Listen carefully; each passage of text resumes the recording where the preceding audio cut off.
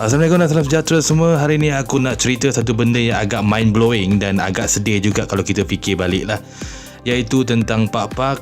Ya, makanan daripada sampah. Tapi jangan risau, kita bukan nak ajar cara buat pak-pak ni.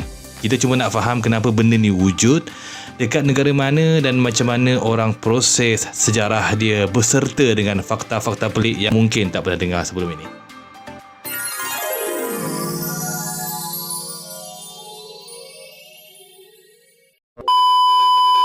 Okey, senang cerita, pak-pak ni asalnya daripada perkataan Tagalog daripada Filipina. Maksud dia adalah goncang habuk. Tapi dalam konteks makanan, pak-pak ini merujuk kepada sisa makanan daripada tong sampah. Biasanya daripada restoran makanan segera, seperti contohnya ayam goreng, burger, spaghetti yang diambil balik, dibersihkan sedikit demi sedikit dan dimasak semula untuk dimakan. What? Ya, memang betul, makanan itu asalnya daripada tong sampah, guys. Jadi benda ni paling terkenal dekat Filipina, terutama dekat kawasan setinggan di Metro Manila, Tondo dan beberapa kawasan lain. Kalau negara lain ada tak? Memang ada, guys, tapi versi dia berbeza sedikit lah. Di China ada benda yang dipanggil sebagai gutter oil, minyak masak yang digitar semula daripada longkang, tong sampah dan juga restoran.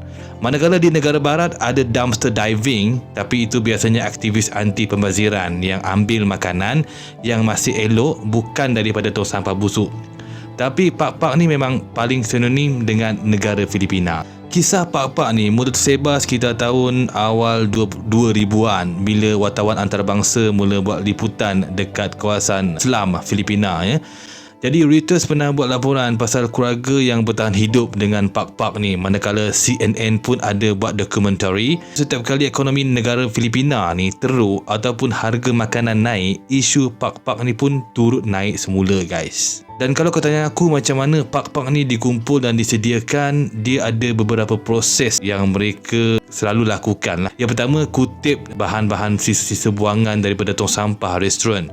Ada orang kerja part time sebagai scavenger, guys. Mereka akan tunggu lori sampah restoran makanan segera yang buang ayam goreng, burger, spaghetti yang tak habis dijual dekat situ. Kemudian sisa-sisa makanan ni akan dicuci, sorting, ya. Sisa tu dipisahkan, dibuang bahagian hitam, tulang atau benda-benda pelik. Ada yang basuh dan ada yang tidak lah, ikut kemampuan dan juga air bersih mereka. Kemudian sisa-sisa makanan tadi, bila dah dapat bahagian yang masih nampak rupa, mereka akan goreng semula, tumis dengan bawang ataupun buat sup. Ada yang jual balik, guys, dengan harga yang sangat murah, kira macam second chance food lah, tapi daripada tong sampah.